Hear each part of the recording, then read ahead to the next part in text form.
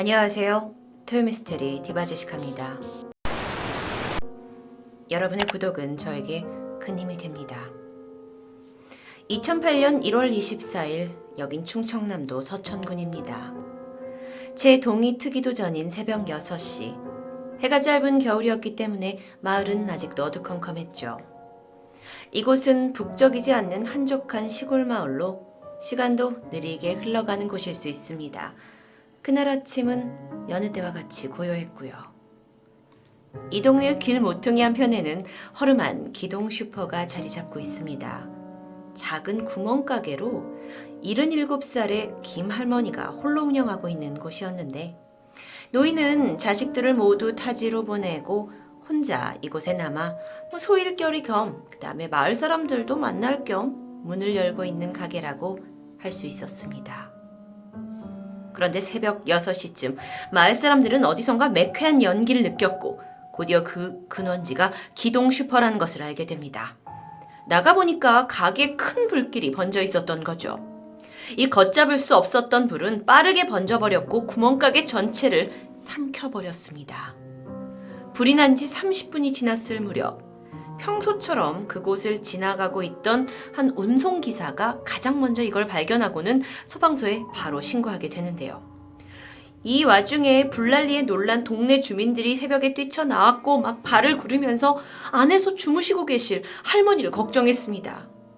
곧이어 소방대가 도착을 했고 그들이 불길을 헤치고 안으로 들어가려 했지만 앞쪽 그 문에 내려진 셔터 그리고 걸어 잠궈진 문이 너무도 단단했기 때문에 게다가 여기에 화막까지 겹쳐서 도저히 진입할 수가 없었다고 하는데요.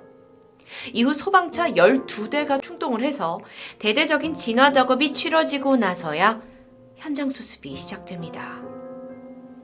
동이 트고 까맣게 타버린 건물이 모습을 드러냈는데 사람들은 그저 안에 있던 할머니가 어떻게 되셨을까 노심초사했습니다.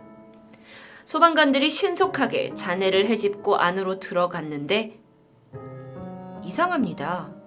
내부를 아무리 샅샅이 뒤졌지만 그 어디에서도 할머니 또는 할머니의 잔해를 찾을 수 없었기 때문인데요.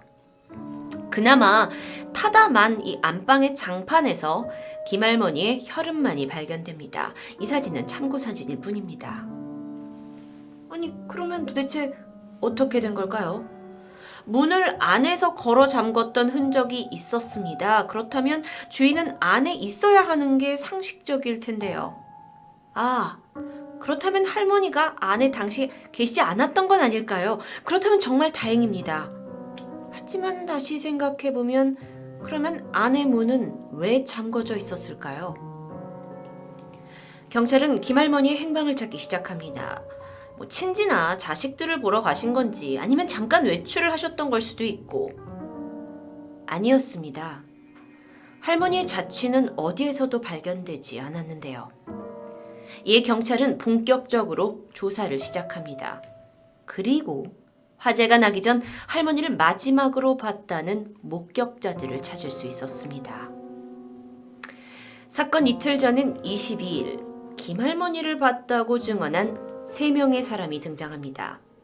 그들은 각각 아침에 장을 보러 가면서 그리고 정오를 넘겨서 택배를 대신 좀 받아달라고 부탁을 하러 왔었고요. 그리고 저녁 6시쯤에 이 기동 슈퍼에 소주를 사러 오면서 각각 할머니를 보았다고 증인들이 말합니다. 근데 이게 김할머니에 대해 수집한 모든 목격자 단서일 뿐입니다. 3사람이 혹시 그날 이상한 점은 없었냐? 라는 질문에 김할머니는 여느 날과 다르지 않은 그냥 평소다운 모습이었다라고 말하는데요. 그런데 여기서 한 가지 놀라운 증언이 추가됩니다. 그날 할머니에게 택배를 대신 받아달라고 부탁했던 옆집 부부가 그 물건을 찾으러 오후 7시 반쯤에 슈퍼를 찾았습니다. 그런데 평소보다 좀 일찍 문이 잠겨 있는 걸 보게 된 겁니다. 그래서 부부가 물건을 찾아가야 하니까 할머니 하면서 안을 살펴보는데 당시에 실내불이 켜져 있습니다. 그러니까 안에 사람이 있는 거잖아요. 그래서 부부가 전화를 걸어봤죠. 응답은 없었습니다. 그래서 문을 두드리면서 할머니를 부르게 됩니다. 이게 약 10분이나 이어졌지만 결국 아무런 기척이 없었고, 아닌가? 부부는 포기하고 떠나려던 찰나 갑자기 방에 불이 탁 꺼지게 됩니다. 뭐야? 안에 계신 건가? 근데 순간 부부가 좀 꺼림직한 기분이 들었다고 해요. 여태까지 사실 이름을 불렀는데 안에 계셨는데도 대답을 안 했다는 건 뭐 그럴 사정이 있었나 보다 싶어서 두 사람은 발걸음을 돌려 집으로 돌아옵니다. 그런데 바로 다음 날인 23일, 기동 슈퍼가 돌연 문을 열지 않았습니다. 그리고 이와 동시에 할머니의 모습도 볼 수 없었고요. 그렇게 하루의 공백이 흐른 이후 다음 날 새벽에 화재가 일어났던 겁니다. 이 정황으로 봐서 할머니는 화재 발생 이틀 전인 1월 22일, 그러니까 소주를 판매해서 할머니와 마주하게 된 그 6시, 저녁 6시 이후에서 부부가 택배를 찾으러 왔던 7시 30분 요 사이에 어디론가 사라지셨거나 혹여 안 좋은 변을 당했을 가능성이 있습니다. 자, 그렇다면 조금 더 다른 시각으로 화재를 발견한 다른 목격자나 CCTV 같은 증거는 없었던 걸까요?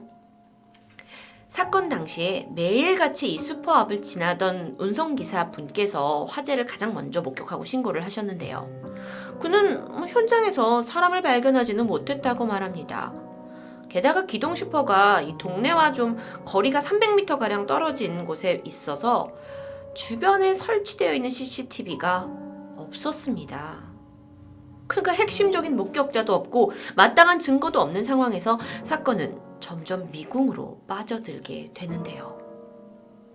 그렇다면 혹시 할머니의 재산을 노린 강도의 소행은 아니었을까요?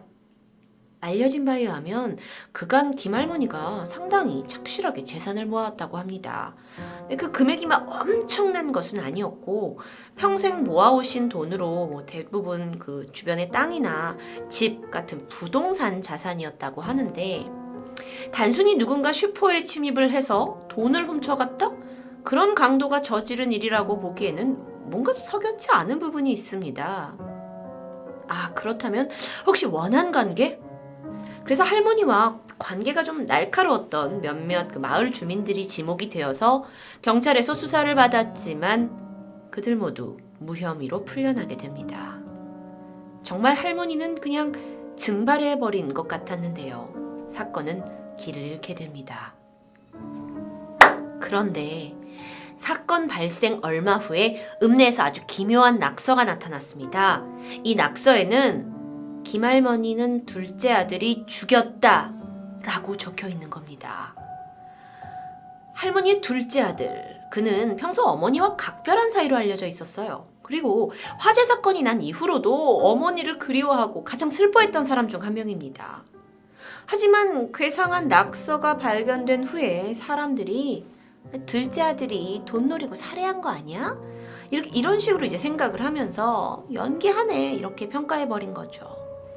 실제로 할머니가 소유하고 있던 땅이 근처 도로가 이제 개설되고 이 할머니 땅이 여기에 이제 들어가게 되면서 약 1억 2천만 원 정도의 보상금이 나온다라는 사실을 마을 주민들이 이미 알고 있었습니다.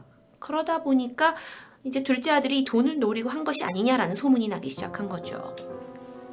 자, 그렇다면 만약 이 둘째 아들이 범인이라면 그가 불을 저지른 걸까요? 경찰 조사 결과 그는 사건 당일 넷째인 다른 형제와 함께 사업차 서울에 있던 것이 CCTV로 확인됩니다. 즉, 그는 아니라는 거예요. 자, 그렇다면 다시 돌아와서 그 낙서는 누구의 짓일까요? 경찰은 어쩌면 진짜 범인이 수사에 혼선을 주기 위해 낙서를 저지른 것이 아닌가 추정하게 됩니다. 낙서를 한 사람. 쉽게 찾아낼 수 없었습니다. 그러다가 이 처음에 화재를 신고했던 운송기사 기억하시죠? 그가 또 다른 사실을 털어놓습니다. 사실 당시에는 그가 정확하지 않은 기억이라서 혹시 수사에 혼동을 줄까봐 말하지 못했었다고 하는데요. 그가 말한 바에 따르면 사실 그날 운송기사는 이 슈퍼 앞을 2번 지나갔습니다. 새벽 6시쯤에 지나간 거 이전, 그러니까 약 2시간 전에 새벽 4시쯤에도 그 슈퍼 앞을 지나갔었다고 하는데요. 이때 여기서 낯선 소형 자동차를 본 것 같다고 말합니다. 그런데 그가 이거에 대해서 확신하지 못했던 것 같아요. 그래서 경찰이 좀 더 어떤 구체적인 증거를 얻기 위해 체면 수사까지 동원을 했지만 결과는 실패로 돌아갔습니다. 그 이유는 운송기사가 무의식 상태에서 당시의 상황을 재현하는 것을 거부했기 때문입니다. 자, 그렇다면 전문가의 의견은 어땠을까요? 화재 현장을 분석한 결과 불길은 할머니가 계셨던 안방에서 시작된 것으로 추정됩니다. 이곳이 곧 그 혈흔이 발견된 장소였는데 짐작해보건대 범인이 안방에서 할머니에게 어떤 짓을 한 후에 만약에 할머니가 사망하셨다면 시신을 밖으로 옮기고 다시 돌아와서 불을 저질렀을 가능성이 커 보입니다. 또 다른 단서도 있었습니다. 그 슈퍼 앞쪽에 문이 셔터가 내려진 채 자물쇠로 잠겨 있었거든요. 그러면 이제 범인이 불을 지르고 뒷문으로 빠져나간 게 아니냐라는 추정이 가능해지는데 여기서 이상한 점이 불이 났을 때 뒷문도 잠겨 있었다는 겁니다. 그렇다면 범인이 불을 지른 후에 문 밖으로 나와서 뒷문을 다시 잠그고 나갔다? 이 부분은 좀 쉽게 이해가 되지 않는 행동인데요. 불이 난 시점이 신고 시점으로부터 불과 30분 정도밖에 안 됐습니다. 그러면 불을 저지르고 범행을 저지르고 한시라도 빨리 현장을 빠져나가야 하는 어떤 심리였을 텐데 이미 방 안에 아무도 없는 상태에서 불을 지르고 뒷문까지 걸어 잠그고 도망갔다? 이게 일반적인 행동 패턴으로는 납득이 잘 되지 않는 부분입니다. 또한 범인은 왜 할머니를 납치 또는 시신을 가져간 걸까요? 단순 원한이나 강도라면 살해를 끝으로 현장을 불태우고 떠나면 되는데 왜 하필 범인의 입장에서 처리하기 힘든 길을 택했을까요? 이상한 점은 이뿐만이 아닙니다. 화재가 난 시점이 사실 할머니가 마지막으로 목격된 지 무려 35시간이 지났다는 부분입니다. 전문가에 의하면 일반적인 강도들은 최대한 빠르게 자신의 목적을 달성하고 현장을 달아난다고 합니다. 그런데 이 사건의 경우 마지막 소주를 사러 온 사람이 6시에 할머니를 목격했고 그런데 다음날 문이 닫혀 있었고 이 모든 시간 할머니 행방이 이제 묘연해진 이 35시간이 지난 후에 불이 난 겁니다. 범인이 왜 시간을 끌었을까요?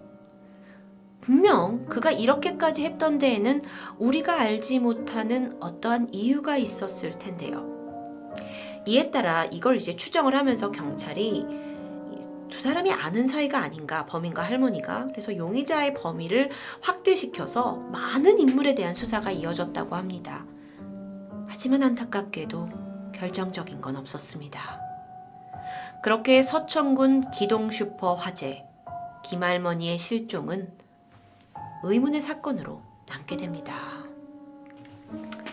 여태까지 들으셨겠지만 이 사건에는 정말 많은 궁금증이 있습니다. 범인은 왜 굳이 뒷문을 잠그고 사라진 걸까요? 단순 강도일까요? 아니면 원한 관계? 35시간 동안 할머니와 범인 사이에 무슨 일이 있었던 걸까요? 그 운송기사가 봤다는 소형 차량은 사실일까요? 둘째 아들을 지목한 낙서는 누가 한 걸까요? 할머니의 가족들은 11년이 지난 지금까지도 이미 불에 타서 사라진 기동 슈퍼 옆에 작은 비닐하우스를 만들고 할머니를 기다리고 있다고 합니다. 하지만 현재까지도 사라진 할머니도 범인도 그리고 정확히 그날 무슨 일이 벌어졌는지도 밝혀지지 못한 상황입니다. 이렇게 진실은 묻혀가는 걸까요? 토요 미스테리 디바제시카였습니다.